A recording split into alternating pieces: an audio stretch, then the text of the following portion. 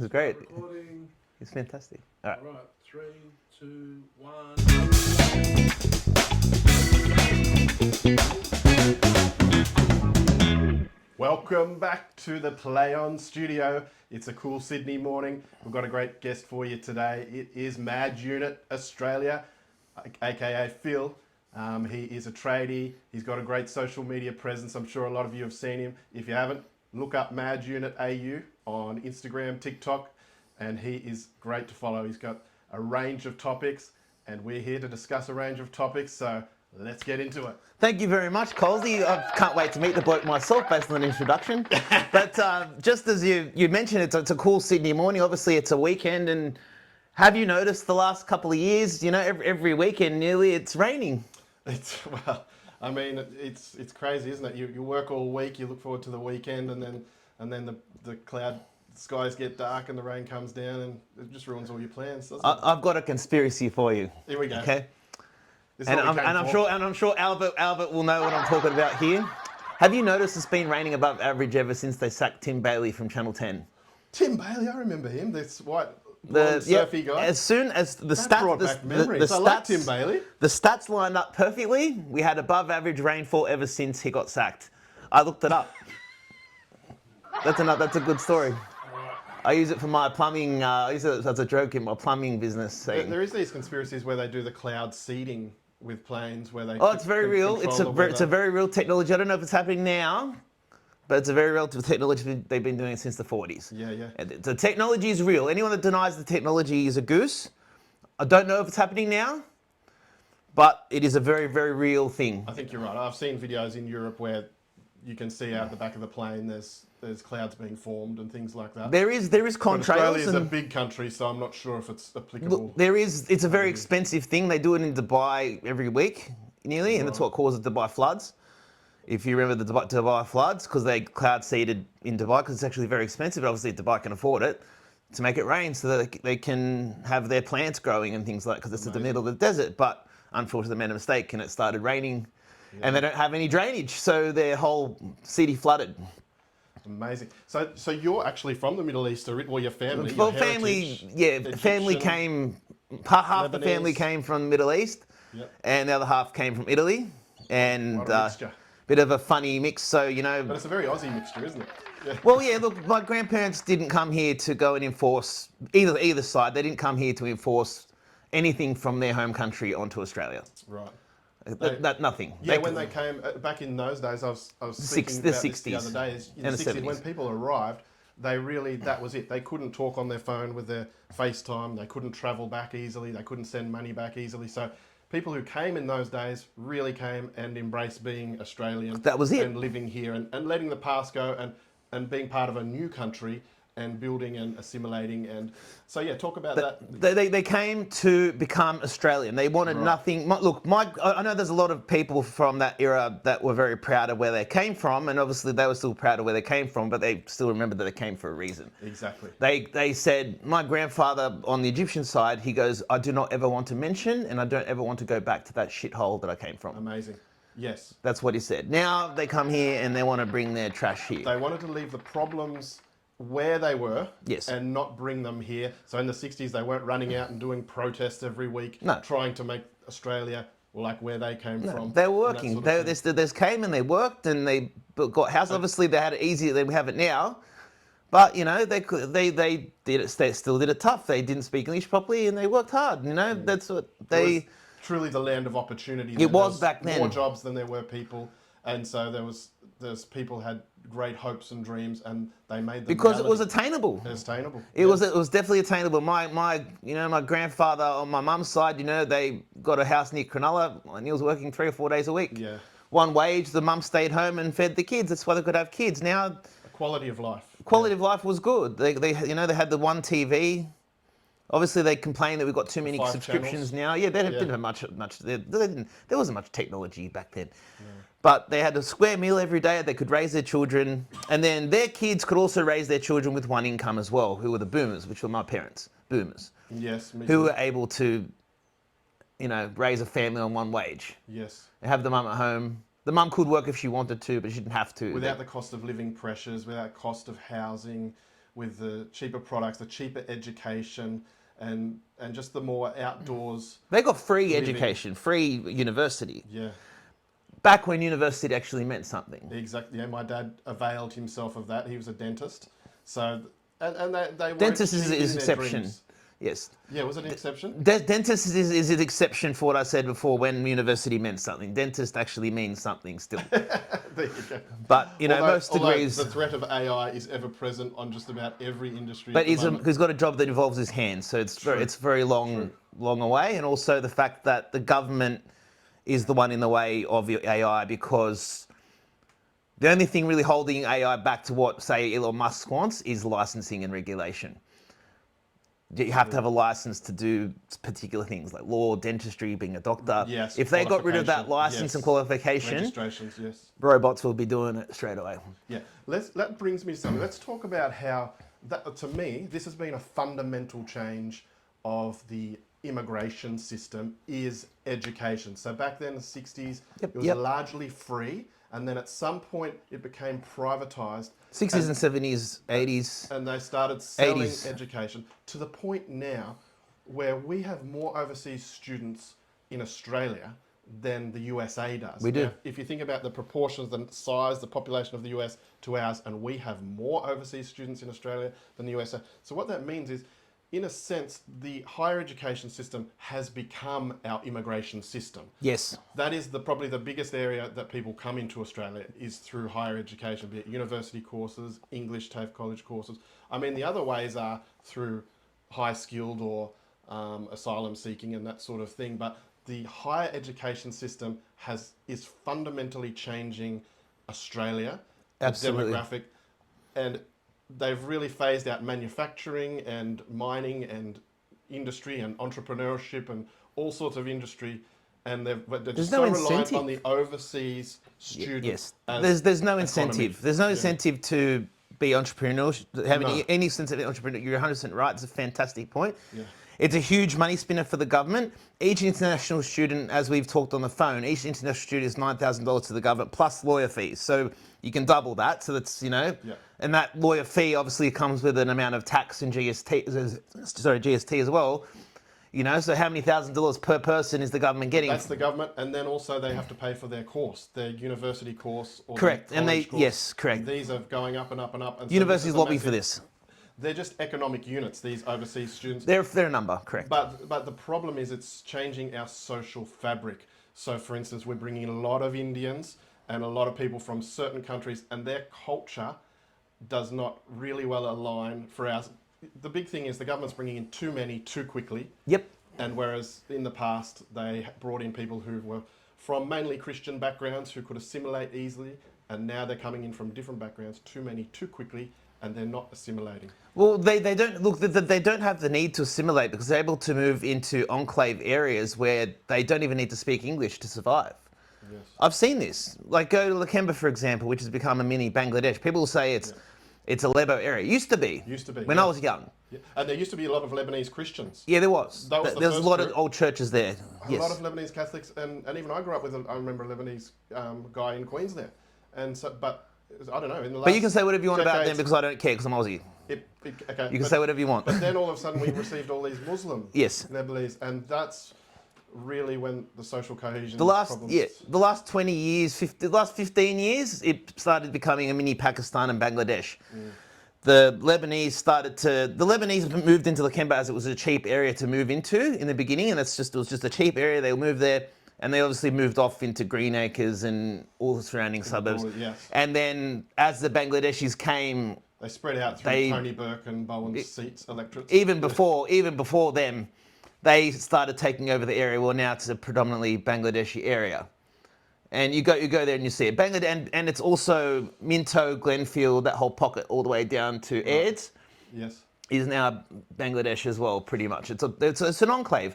Not saying anything wrong with the people. That's what I'm trying to say. I'm saying individuals, not individuals. Not the individual people, but they obviously if you're a person that's come to a country, and you've got no idea about the country, and you're fresh from the country, and you see people that are familiar to you, you're going to magnetize yourself to those people because you don't know anyone else. Correct, and that's all it is. That inhibits the assimilation process. They don't need to. Exactly. They have their culture, their religion, their food, their everything together, and they communicate how they did back in their other Yeah. country and relate to other people. And then the Australians around that feel unwelcome, uncomfortable, I feel unwelcome put in out. certain areas. Well, I do. yes, Look, I'll be honest with you, Cosy. I'm a chameleon. Okay, obviously because I look a certain you can way. fit in. Yeah. I fit in visually, Yes. but mentally I don't. Yes. You know, I go to Because you grew up in the Shire. yeah, I go to Cronulla. Yeah. Obviously, I don't look the part, but I feel the part, Yes. and that's what's more who you important to are. me. Yeah. I feel the part when I go to Cronulla. But the thing is that all these people that come here now, they don't do any jobs that involve manual labour. They'll come and do this. They fit into their own circles. They magnetise their own people. They've got their own people scamming them into colleges. They've got their own people creating IT colleges and so forth. What job was that the involves percentage of people who came here? Because the government's always telling us that we're bringing in people for the skills? construction industry who are skilled. And I'll, telling me I'll give you the of number. people. Okay, 20, This 20 is alarming because they're gaslighting us. yeah, to be honest. 2023 to 2024. I think it was 2023 to 2024. 199,000 permanent visas were issued. How many? How many skilled people were involved in construction? 1,500. That's 0.6%. And they're telling us this is the reason why we're bringing in the people. Apparently, to build houses for the other 199,000 people, for the 199,000 people that are coming, plus all the people that have been born and that are living here, and all the ones that have previously come the years before, and the people that are coming now. 1,500 people are supposed to build those houses. I don't think it's going to work. No. Well, first of all, they need to build houses for themselves, these 1,500 people. This is the lie about this false economy with just based on immigration, is that the more people they bring in, those people need the services, the Correct. hospitals, the schools. They're all going to get old the too. welfare, the roads, the houses, the infrastructure. So they need to just build it for themselves, let alone for all the other Australians. So they're saying we need these people to build it for the Australians that are here, but really they need to build it for all the new people that are coming. It's just a snowballing effect. You can't bring more people in and not need more infrastructure. And then, as MadUnit said, we're not getting a very tiny percentage of those people who are coming in. And we're not, build. yeah, and we're not getting the best and brightest. We're definitely not. We're just getting, and a lot of these people from these countries say, nothing against Indians. Don't get me wrong. Personally, no, but they come from a culture and a society in a lot of those places, so like the subcontinent, South Asia. Yes. They look down on trades. That's a cultural thing. Right. They don't see trades as valuable. That's why, obviously, the quality of their build. They've got a caste system. They've got the rich and the poor, which is what we're going to end up having here. We're going to have rich and the poor, big divide. And you can see the quality of their housing in their poorer suburbs because the people from their poorer suburbs find trades to be scum. And those are the people that are coming here. And then they look at me as a tradie, look at me like scum. At the same time, the person looks at me like scum, they can't even hang a picture on a wall. I'll go fix someone's problem at their house. I'll go fix one of their problems at their houses, especially like around here sometimes. And they go, oh, brother, can you hang this picture on my wall? I don't know how to do it. Yes. This is the kind of people we're bringing in. Any job that involves sitting, they're all over it. But they will not do a trade. I have been hiring people for years, and I've never had one apply for a job, ever. That is... Not once. Yeah, and not one of my friends has either. And I've got a lot of friends in construction. You've nailed on the head like quite a few of the social and cultural issues. I think the Australian government and a lot of Australians are very naive to think that people can come from such vastly different cultures and easily fit in with our culture. People are clearly naive to the fact that, for instance, in the subcontinent, they have those caste systems and they have very set things, like what MadUnit's saying is maybe they'll really esteem education in certain ways, but they're certainly not out there building construction. No, they prioritise... Have you seen the construction in their country? Correct. When you come here, we have the standards, the Correct. regulations, where you've had to go to this certificate so that you know how to put things together, the plumbing. It's all very regulated and systematized. Of course, these people who have just, put a few buildings up over there have no understanding of the regulations and can't fit in. And I've heard many tradespeople point out that it's just like trying to put a square peg in a round hole, that we just can't have you working here if you don't know how to do things to at least the legal systems, legal standards. We have systems in place and standards for a reason. Say for example in plumbing, why can Australians drink their tap water and they can't? Little things like that. We have systems in place for a reason. That's why we can open up a tap and drink and not pass away. Yeah. Some of these other countries, that's questionable. Yeah. And I'm not just saying just in India, you go to Lebanon, people know not to drink the water. Yes. You know, a lot of countries where you've got to drink bottled water. Whereas I can open up a tap in your house or anyone else's house, or a tap on the street, and I'll be fine. Australians don't understand how lucky we are and how rare that is. And the people that are creating these rules and know these rules and know why these rules exist and the systems, these people are disappearing and being replaced with people that don't care. Like one of my number one inquiries. Slippery slope, isn't it? Yeah, one of my number one inquiries now since the demographics have changed is bum sprayers, Yes. which are illegal. Illegal, are But they? that culture. That's good. That culture, they're legal to buy. I'm not allowed to install them without a certain valve, which no one installs because it's expensive. But you go to every second house around here, you'll see one on the toilet, little bum trigger spray, because they think that that's clean. Sydney, yeah. You know, that's becoming one of the most popular items in our trade to be installed. So I just call it. They call me up and I said, look, I can't install it. Call a handyman. I'm not interested in it. But that is the most important part of their house. I've been into say where Uber drivers live. If you've seen those videos, Yeah. the most important part of their house is that bum sprayer. Yeah. They've got flooded carpet. They've got things missing, things falling apart. Yeah. Things soaking wet, rotting away. Windows broken. They've got dirt everywhere. They've got mattresses on the floor. They sleep on fucking little kids' mattresses on the floor. 4 people in a room. And they'll go a week without hot water. But as long as they've got that bum sprayer. And I've gone around looking for houses to rent, and I see the bum sprayer, and I don't know what to do with it. I don't know. Am I allowed to remove it? It's very culturally. People get offended when I talk about it. People get offended from certain nationalities. People get offended when I question. This thing is illegal for a reason, and I know why, because I've been professionally trained by my TAFE teachers, and also I'm on track to become a TAFE teacher. Yeah. It's in the standards for a reason to not install them, because it sucks shit back into the water. Oh. It actually happens. If you won't lick the tip, don't connect it to your water. That's how the rule works. It's hygienic, unhygienic. It's hygienic in a way. Water obviously washes things better, but at the same time, don't connect it direct. But use a fucking bottle. It's dangerous. Use a bottle. That's all I'm saying. How about we just make this one of the cultural things of Australia? When you come in, we use toilet paper. Well, there's nothing wrong with using water, but use a bottle. If you're going to do it, use a bottle. But you go to a lot of construction sites now, the cleaners of the construction site toilets will leave bottles for people at the toilets for certain trades that instead of using toilet paper, they use a bottle. How do you get enough pressure from a bottle? You have to put they put it in their hand and they wash it and they rub their bum with their fingers. Do you know why Apparently toilet that's paper cleaner. is shunned on? Or it's That's just something. it's because they come from places where they don't have plumbing that can take toilet paper. So they're used to the water. Right. You know, they go to places where they'll have a sewer pipe this big. So it's not a religious thing. They could adapt. It's hygiene is part of religious things in some cultures, but at the same time, their countries, their sewer pipes are that big. I heard something online that Muslims don't really need to eat halal foods, halal meat, because I've heard that halal is when it's the way they kill the animal. Correct. And it's very inhumane. It's very It's the painful. way we would have done it before factory farming I and think they before. cut the animal's throat and allow the blood to drain out. Yes. So it's we not stun. Obviously, we have to kill them too. We'll cut that out. The word can't put that word in. But Yeah. the word KO. Unalive. Sorry, Albert. But we stun first. Obviously, they don't know what the fuck's going on. Yeah. So it's still you're still doing the same thing at the end, but the animal doesn't know what's going on. But I heard, I don't know whether it is some, like, that Muslims aren't. They just do They're a allowed to eat non-halal food, but it's just an economic thing that It's is a taking huge- money into the Islamic industry. Oh, don't get me started. Yeah, that's on a this. whole wormhole. And Don't get me started. Okay. Let me explain something where's that to you. money going? Okay. Halal certification Yeah.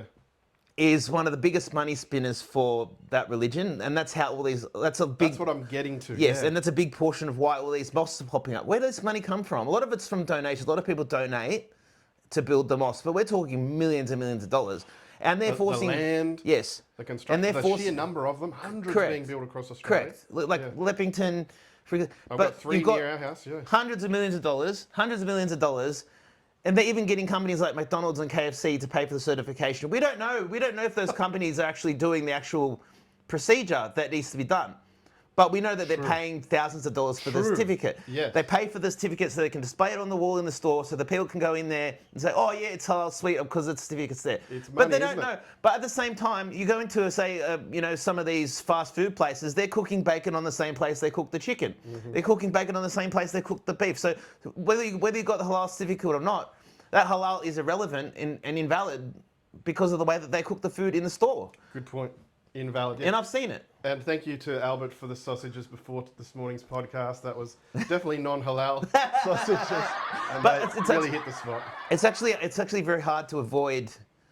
They do it. Yeah. It's actually very hard to avoid halal now. It is. It's very hard because obviously meat is a huge business export for the country. It's in Coles. It's in And Woolies. It's yeah, so obviously having the halal market and us being able to export meat overseas, every meat producer, whether it's beef, lamb, whatever, they are getting the certificates anyway because then the Saudis can bring in boatloads of sheep and boatloads of cows, and that's halal as Trade, well. Or yeah. you know, there's a big thing. There's millions. I remember a guy in Greenacre, one of the wealthiest guys in Greenacre, who just used to pump certificates out. Right. And he's one of the wealthiest guys in Greenacre. Actually, this is something I want to talk about. Just how halal is coming in because our society kind of accepts things, and also how people bring in things because they say we're offended by this. So don't offend us, please have halal meat. Don't offend us. We can call ourselves they, he, she, they, every gender under the sun, or things are brought in by don't offend us, and that's one way that these other cultures, like the Islamic and the Indian culture, apparently we aren't allowed to offend anyone about their culture. They can offend us. Exactly. There's no, what's that word? Islamophobia. Why isn't there a Christianophobia?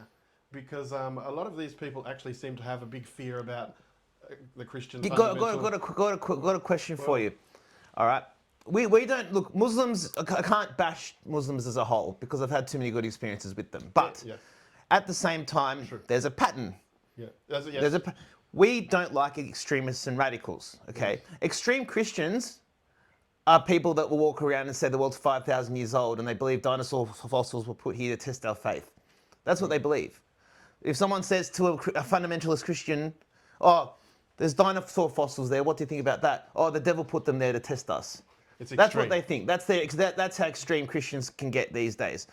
But then an extremist Muslim will drive his car through a Christmas market. Yeah, it's a difference. So it's a bit of a difference spot here. the difference. Spot the difference. Little bit of a difference One is here. not like the other. Not blaming the individual. There's obviously fantastic Muslims out there, but my problem is that, like I said, I can't bash them as a whole, but at the same time, where are the Muslims speaking up against the radicals? Correct. They're not. Correct. And there's no fucking politician with the balls to fucking say. Well, some have now, but there's barely any politician with the balls to say. And also, I want to ask you a question, Colsey. Absolutely, that's what we need. Yeah. Yeah, and I want to ask you a question, Colsey. Can you give me? And obviously, multiculturalism in a way is okay sometimes, but can you give me an excuse for multiculturalism that doesn't involve food? And a reason for it. Yes, because no politician can. Only not from my perspective, only under the woke DEI saying that we love everybody just for virtue signaling to say how accepting and how nice we are. It's a race to be who can be moral superior. Yes. I'm so willing to love everyone. It's a little bit like the New Zealand Prime Minister Jacinta Ardern. Oh God, the horse lady. Ruled over New Zealand during COVID and probably flooded the place with gender theory and multicultural. Yeah, it was all planned. She was told what to do. Theory. She was told what to do. You know what she's doing now? What? She's relocating to the northern beaches of Sydney, which is 95% white. Oh. And so it's clear. Isn't that convenient? Why doesn't she move to Lakemba? She loves the multiculturalism. It's just when it's convenient for her. Rules for you and not for me. That's like a lot of these politicians and things. Okay. These multicultural problems aren't on their doorsteps yet. They're in the Western Sydney. There's a tsunami in the Western Sydney.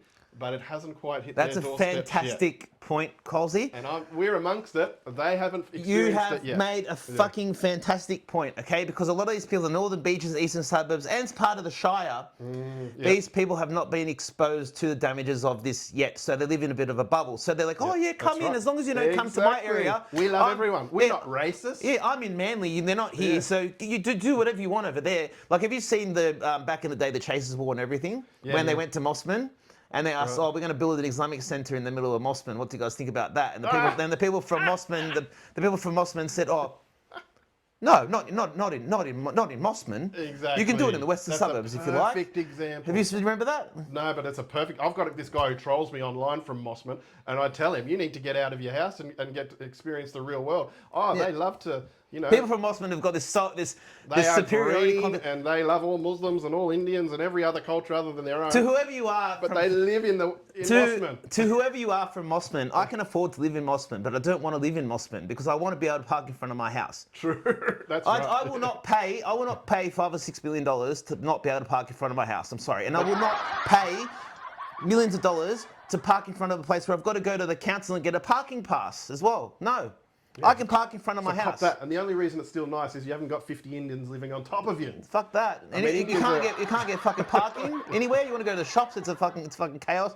The people are not the type of people that I want to hang around with. I'll be honest. I am happier. Mossman's a whole other sphere. Yeah. That is another place that I will avoid. But we're talking about people in bubbles. They're in a bubble. I will avoid that too. I don't like bubbles. This is another thing. When people come to Sydney from all around Australia, I grew up outside of Sydney, so when you come to Sydney, you visit Bondi and the Harbour Bridge and Manly. Boring. You don't go anywhere west though. No, they don't. There's no sightseeing. That's all people know. So they have no idea of the cosmopolitan and the multicultural soup that has spread and is literally like a tsunami ticking. 15 that will- kilometres from the coast, Yeah. it's a different world. And give it another 10, 15 years, I think the demographic of even the northern beaches and the eastern suburbs, I think everything will change. Just sheer weight of numbers. They have no idea, these people who are saying, oh, you're racist for pointing this out about the Indians and the Muslims and the Chinese and too many different groups. My big point is it's the government who is very naive that they've brought in too many too quickly. They're not giving them the chance to assimilate.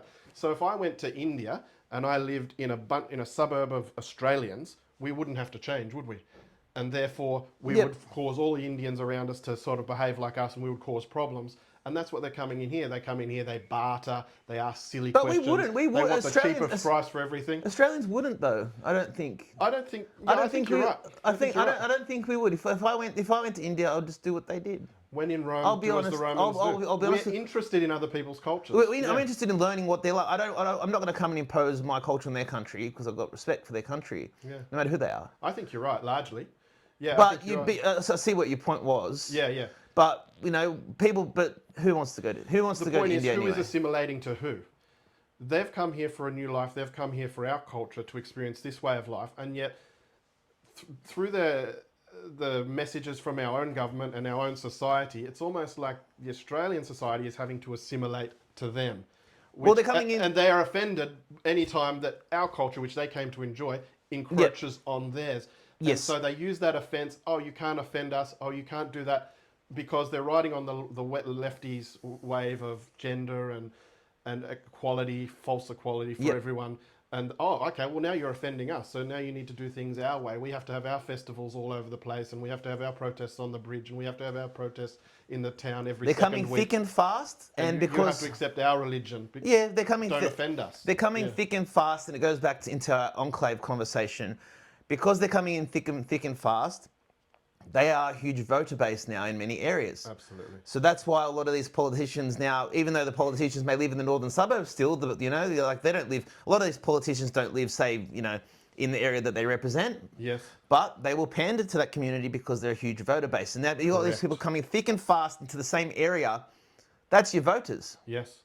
That's who you're going to have to pander to. A massive amount of power. That's all it now, is. And people don't understand this. When we get to the crux of it, our democracy can be hijacked, and in a sense, it is being hijacked by these groups that all congregate in certain areas, and then they can elect people. And this is where people like Tony Burke, has I think at least 25% Islam population in his seat, and even he must do what they want him to do. Otherwise, behind the scenes, they'll say, well, we'll just replace you with a Muslim candidate at the next election. So it is real power, and there are more Muslims in Australia than Aboriginals, and there are more Indians in Australia than Aboriginals. And so where does the power now shift?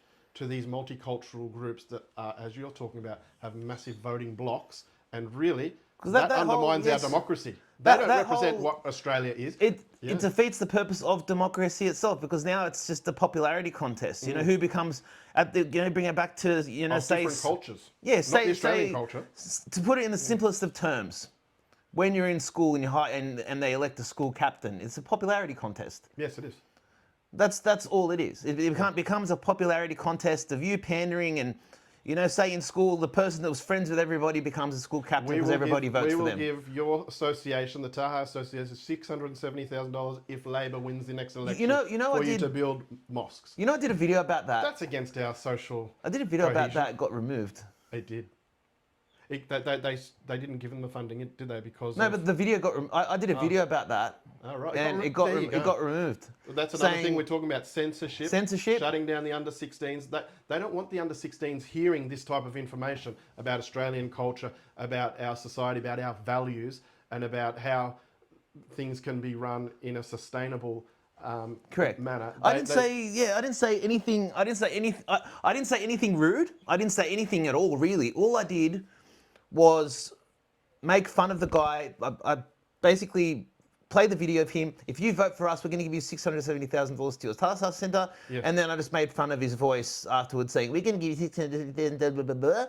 The video got nuked. That was all I did. TikTok? Yeah. TikTok's been a bit sensitive, hasn't it? Very. Instagram's on the edge of getting cancelled. Yeah. Yeah, I've had a few warnings. 3 or 4 videos pulled down. Yeah. I got really wrecked during the whole Bondi, the incident, because I was posting all the videos up of what was happening live, and I had like 3 or 4 strikes at once. They don't like political stuff, do they? I put some Donald Trump on there, and it's literally the United States president speaking, and they pulled it down as like false information.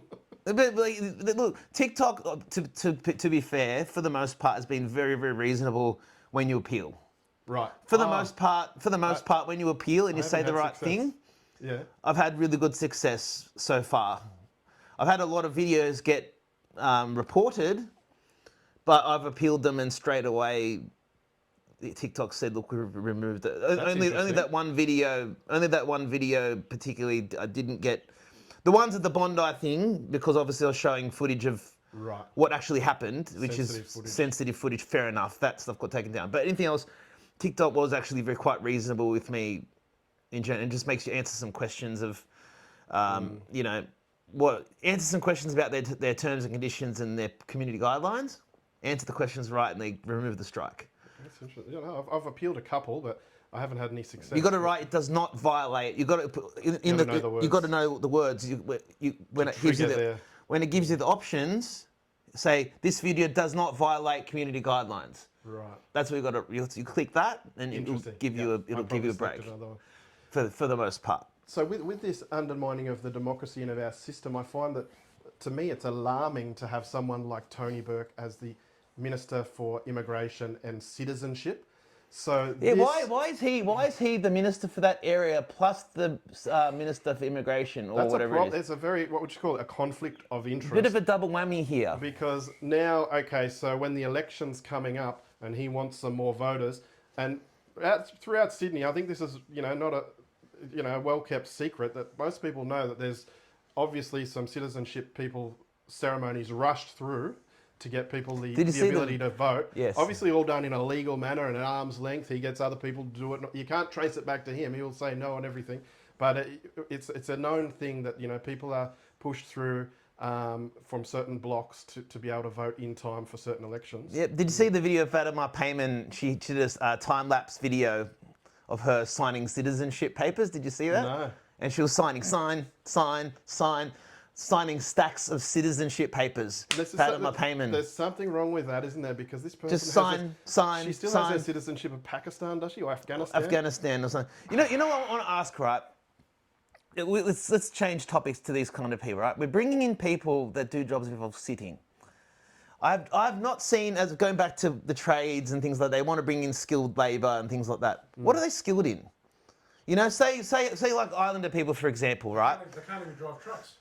Correct, yeah. Like Islander people, for example, they do a broad range of things. They fit in Yeah, very, very farming well. and They do all sorts of things. do all the They're- jobs that we and need they're- to get They're done, in yeah. construction because they're strong people with high testosterone and they're able to carry shit. Workhorses. They're the yeah. kind of people that we want. You know, they work hard. They're in construction. They're productive. Productivity. They do all sorts of different things. They're truck drivers. They do whatever. The people that are coming in Uber now, all they drivers. want to, Uber drivers. the people that are coming in now, all they want to do is something that involves sitting. So they'll study some kind of bullshit IT job, and then they'll submit to some sort of menial gig employment because they're too lazy to wake up early. A lot of these Uber drivers, they don't wake up till 11 a.m. I've been to their houses. I've done work on houses that they live in, 15 deep, where they don't wake up till 10, 11 o'clock in the morning, and Uber's the only thing that's good for them because they can pick the hours that they want to work. They're not going to wake up at 6 a.m. But they'll do Uber. That's why I go to these houses now to do repairs. You've highlighted. Out the front of the house. Camry, Uber, Yaris, Camry, Yaris. Out the front of this house. You've got 15 people They've living been in one house. driving all night, mate. Yeah, and the house is owned by somebody that came to the country from Bangladesh or Pakistan 10 years ago. And they bought the house, and then they've gotten all their student friends to come in, and now they're doubling their rent. So instead of getting maybe $800 a week for a house, they'll get $1,600 to $2,000 a week for the house in cash. Yes. And then they will declare the market rent to the tax department, and they'll keep the rest in cash. That's what they do. Yep. Then they end up buying another house. That's how they're making money. There is a huge economy around Uber. I'm telling you now. Culturally, There is a huge economy around Uber. They come from these countries where you have to do what you have to do to survive, and you have to push the envelope, and they have different laws. So they come here. As an accountant, I know you're often pressed by the people from the different cultures. I can claim this, I can do that, I can push the envelope on everything else. And I understand it because they've got to pay for their visas, they've got to pay for their courses and everything like that.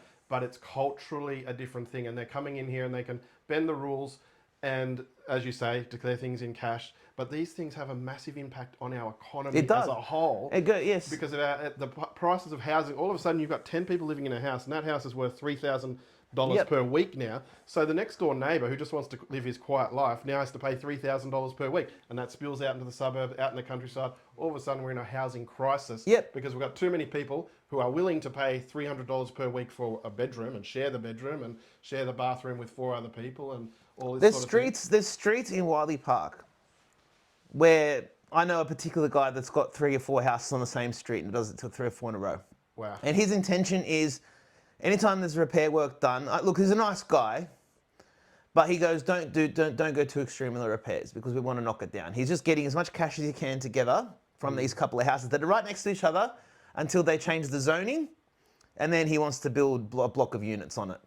So he's using as this big cash cow and using these poor students that have been lied to As you said, yes. This is where I was cash going to cows, go to, yes.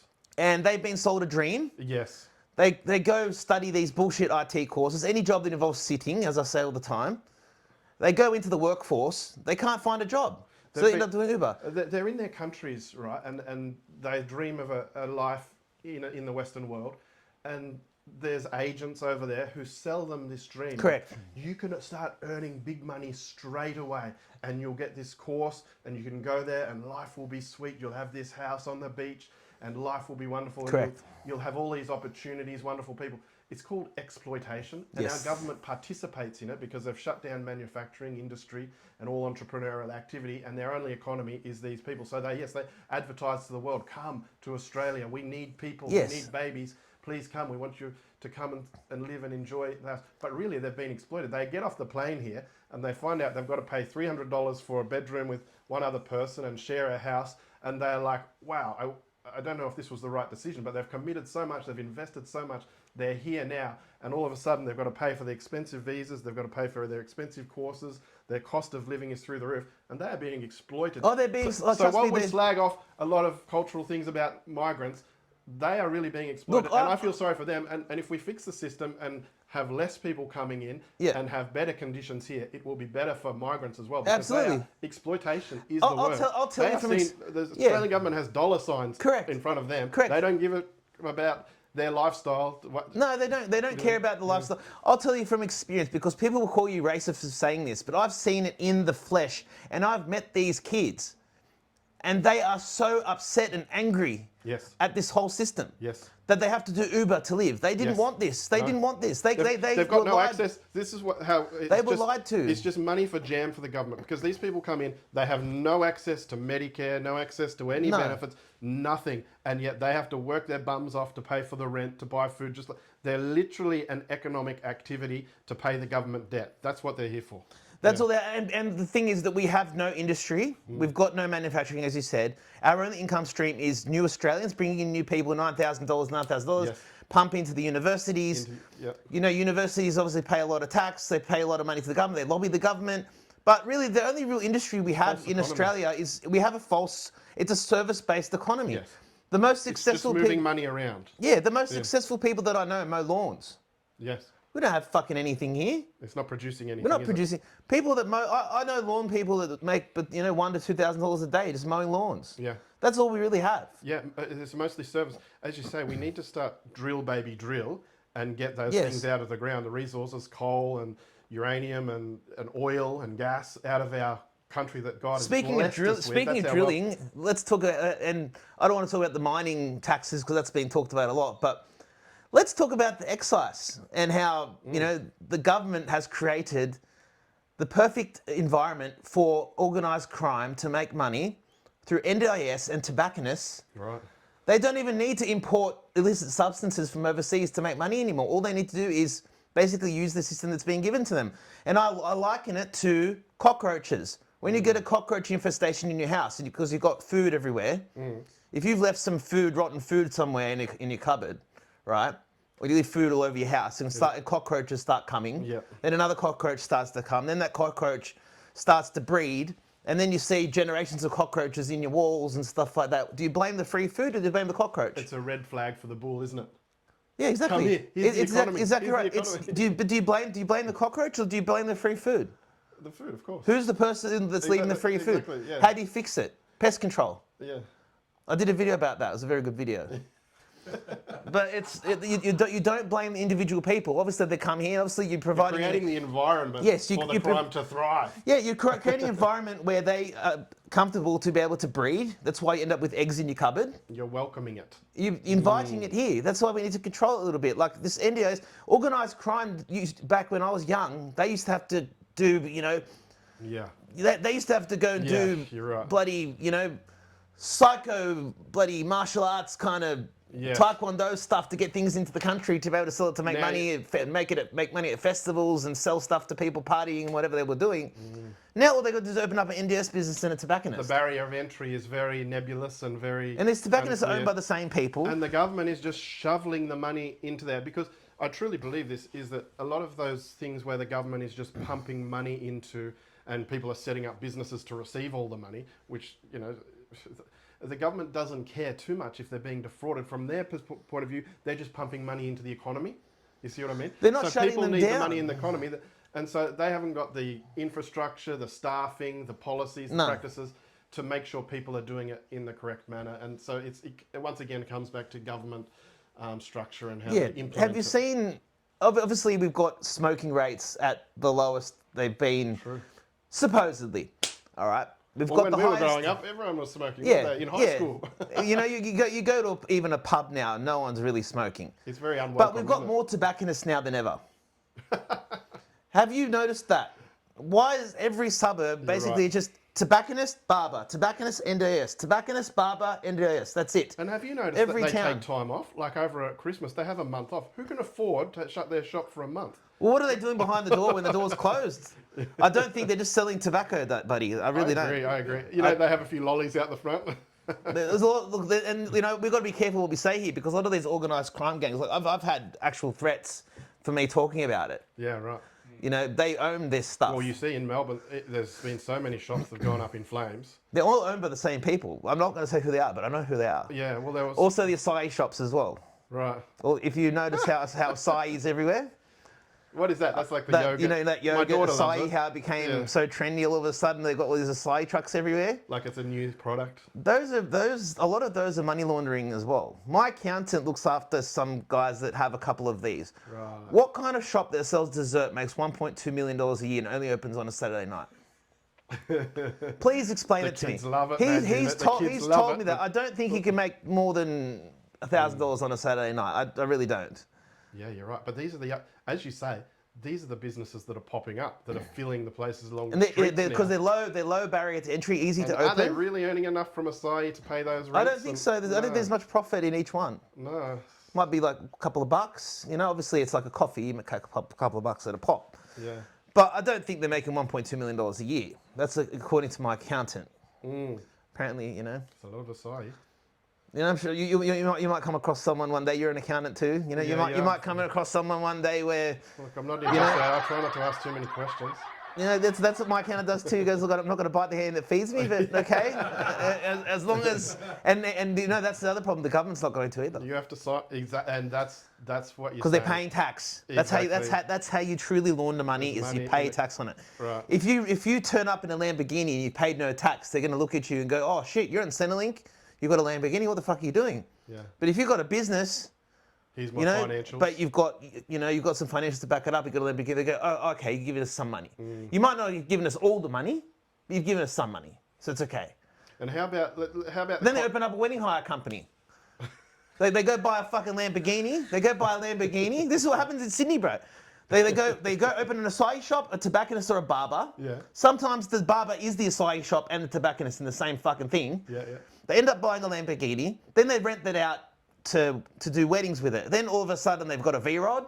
Then all of a sudden they've got a Rolls Royce. Then all of a sudden they've got a McLaren. Then all of a sudden they've got another. Then all of a sudden they've got a factory full of fucking supercars that they rent out on the weekend to weddings. Hire it out. Yeah. They hire them out to weddings, and then when the government asks what these cars are for, I've got a wedding hire company. That's how a lot of these really, and good on them for making money, but that's where a lot of these guys get their start. Yeah. And it's from, and now they don't need to sell illicit substances to do that. They just open an NDIS business and go from there. Yeah, it's legalised scamming, isn't it? And it's our growth industry is NDIS. The economy almost needs it, doesn't it? Yeah, it's just pumping money. It's what the fuck is this shit? Like, yeah. My old boss is on NDIS, right? He's in a wheelchair. He's had a stroke. Like, it's a legitimate case. Okay, 24/7 care. He's in a bed, like he's had a stroke, can't move, can't get out of bed. Fair enough. But 90% of the day, he's got two workers sitting in a back room scrolling TikTok while he lays in bed with a fucking wireless doorbell from Bunnings. And when he needs to go to the toilet, he rings the doorbell, they take him to the toilet and they'll plonk him back on his bed. And he's paying $78 an hour. It's the hourly rate. The hourly rate, which I believe the government sets, and of course the businesses go, yeah, we'll charge that, the top rate. They could charge less, but they just accept. No, they get the government rate. That I'm rate like, I is wish the government was setting my business prices. Of course, the company gets that rate, then they pay that, let's say half of that to the worker. Yeah. They make, that's how business works. Yeah. And then after 4 or 5 p.m. it goes up to 120-ish. Etc. Yeah. Then it doubles. I think it's 195 on the weekends. Yeah. Like it doubles, triples. Sorry, my phone. Just give me 2 seconds. Stop. And your point is that you don't have to be qualified. You don't have to. A lot of the time, you're not doing anything. It's not highly qualified, highly skilled labour, but the businesses can earn a lot of money. And it's in many of the cases, it's not their fault. The government has set such a high hourly rate for these businesses, and there's a lot of good NDIS businesses who are getting a bad reputation and a bad name because of the bad eggs now. So my son actually gets NDIS, and I've been very grateful for the people who come and care for him and give me respite.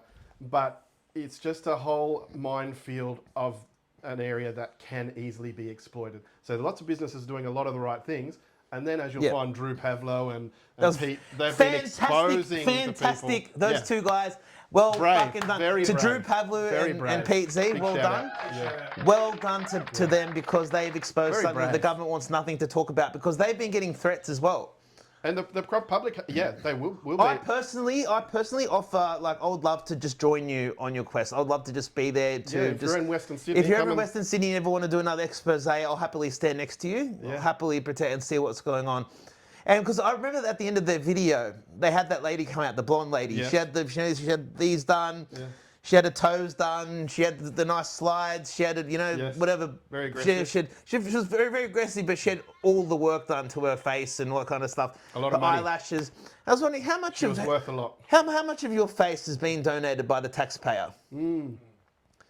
How much of your plastic surgery has been donated by the, because that's another thing, back to my old boss. The owner of my old boss's NDS company. She spends 3 months or 4 months of the year overseas getting cosmetic surgery. And she drives a Bentley. Yeah, She's the doing... average Aussie can't afford to do that. I mean, international travel, a car like that, you've got to have a lot of spare cash to I'm be just talking to be doing those $400,000, things. and look, it's not hard to make when you're getting paid those kind of And rates. Drew was exposing some guy who I think he had an expensive sports car, and I think they got legal threats, and they Yeah. followed up the guy who was doing legal threats, and on his Facebook page, he was supporting the Ayatollah Yes, he or was. the IRGC. These are the kind of people. These are the kind of people that we're... And the society is really, it's been on the radar. I know I did a video a few months ago about the number of NDIS businesses in the small area of Lakemba. I think it was You think you're the one for first every guy to do 7. it. You I were think the it came out on NS. Yeah, I saw the website, so I did a video. It was probably one of the first videos. you were one of the first people I noticed that did a video in that So it's regard. been on the societal radar, and I know they've been talking about it in Parliament a bit. But the reason why Pete and Drew and we have to talk about it is because the government literally isn't doing anything. These businesses are operating there on the street. They've got the doors closed. Many are not registered at all. We're crying out, and the government literally isn't doing anything about it. It's a little bit like the immigration issue. I would have liked after Bondi, they know there's hate preachers and there's people out here in Western Sydney who are propagating these ideologies that are not compatible with us, whether it's Jew hating or Western world hating, Christianity hating. I need to tell you something. They just want to destroy it. Why have there not been any arrests, any deportations from that community? That's been alarming to me, and I just wonder if it's because Tony Burke is there and he's under the control of that electorate and the people in those electorate, and he doesn't want to put a foot wrong, and they are part of their voter base.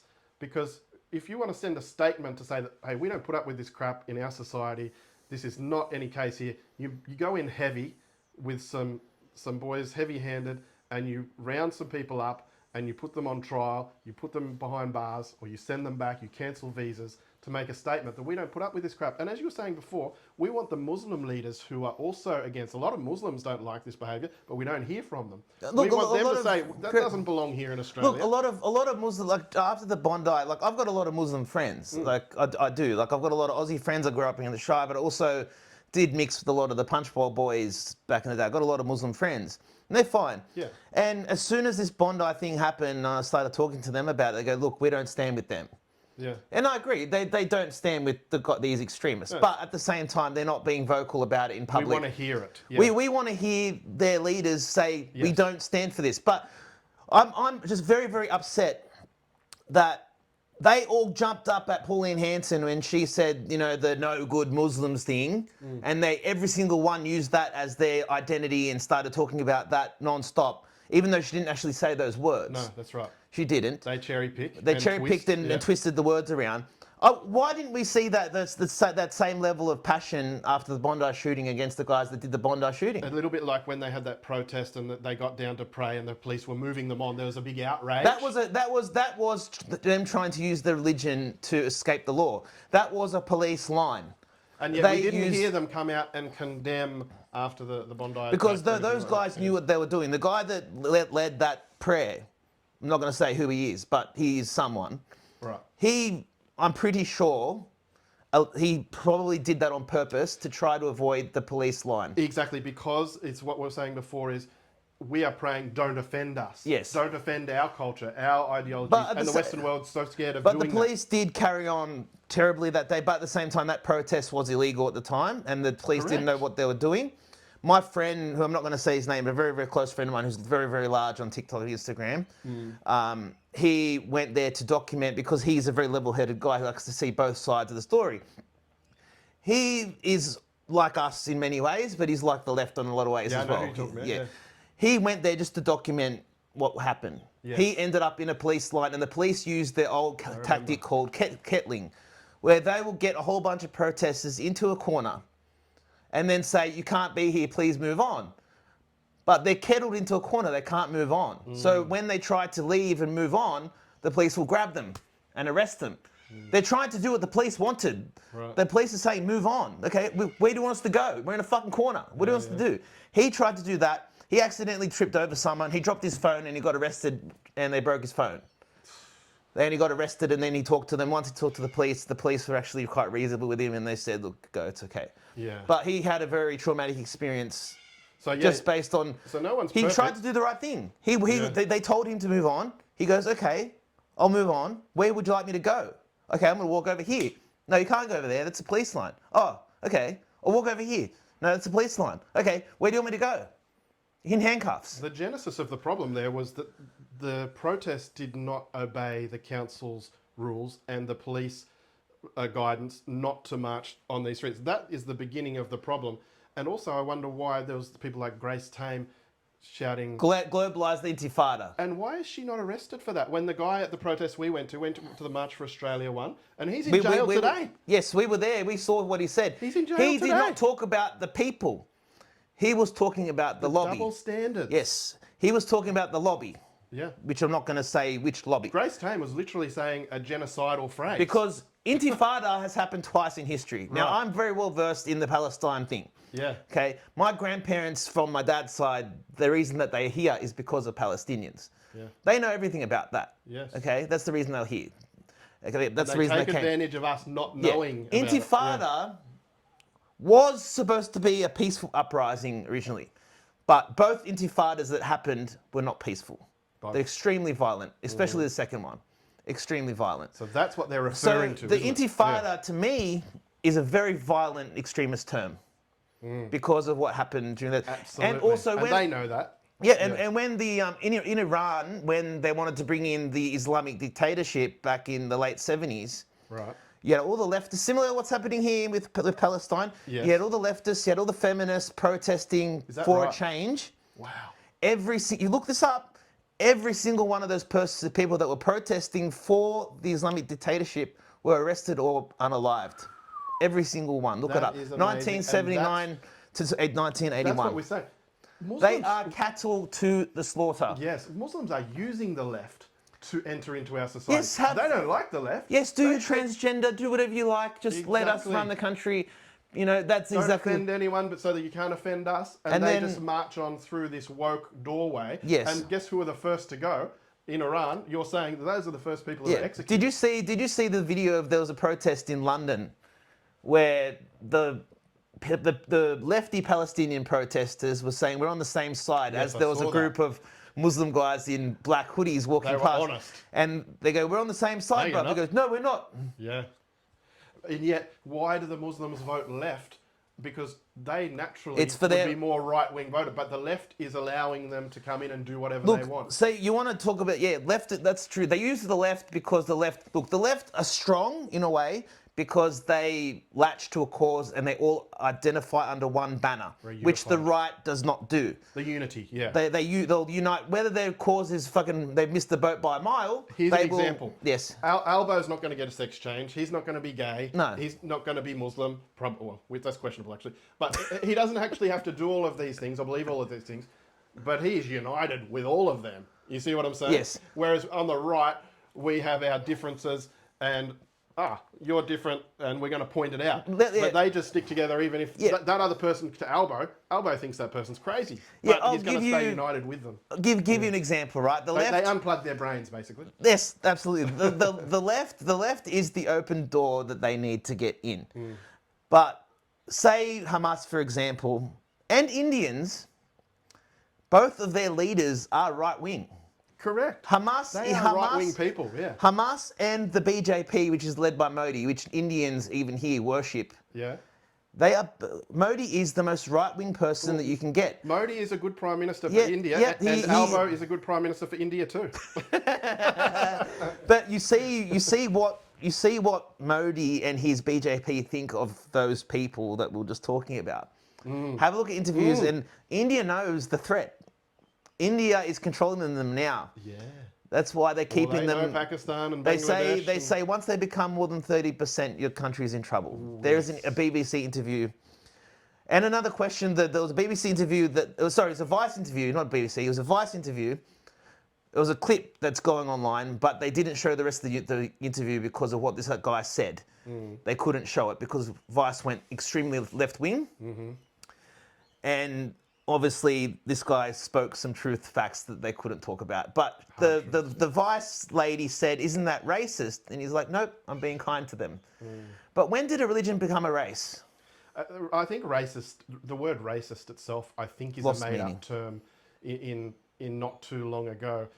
I just don't. It doesn't even make sense because most of our issues are cultural and religious rather I than don't race. hate anyone Yeah. based on their skin color. No, I don't that think, I doesn't. don't, I don't think many people do. Yeah. No, it's not. Sometimes it's a natural fear of something Of that's course. different. That's a normal And we thing. naturally feel I think race is a part of culture, but yeah, it's not everything in terms of we've always had people of different colours.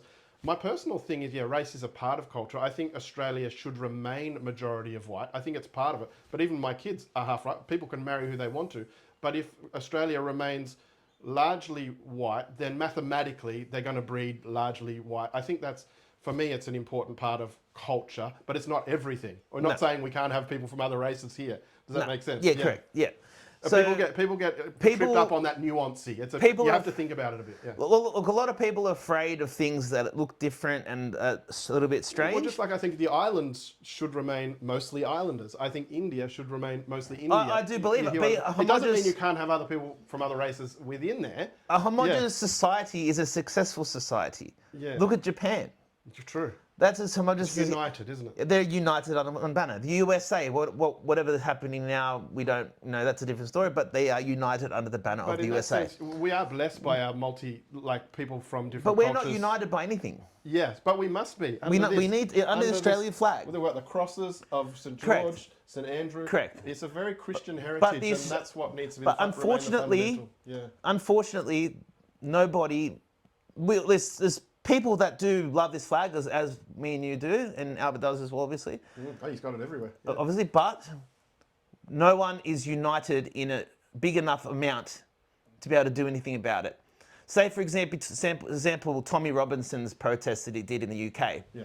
How he was able to get over 1 million people to rally under his United Jack. Yes, unite the kingdom. Unite the Kingdom rally, and Elon Musk was speaking. Whereas unfortunately, the March for Australia didn't get quite the traction and got bashed by the media. But then you go down that day after the March for Australia, me and my friend that was there that was talking about had the social media following.